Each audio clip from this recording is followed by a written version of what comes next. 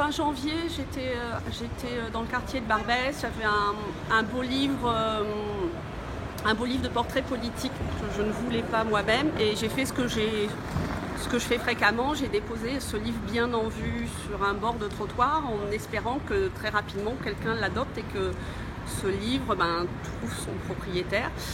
Et comme pour moi, c'est pas un acte répréhensible, j'ai pas pensé à regarder autour de moi avant de le faire. Et il se trouve que 10 mètres plus loin, il y avait une dizaine de policiers municipaux qui étaient en opération spéciale. Zéro incivilité, zéro indulgence dans ce quartier-là.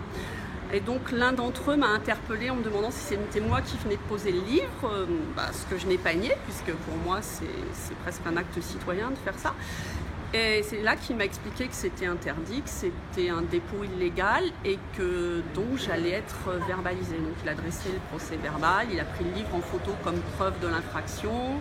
Et vous avez reçu donc la contravention. Quelques jours plus tard, une dizaine de jours plus tard, j'ai reçu une contravention de 68 €. Quelle est votre réaction par rapport à ça ?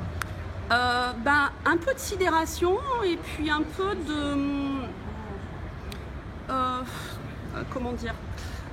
Un peu de sidération et le fait qu'on touche à la libre circulation d'un livre et qu'on confonde culture, ordure.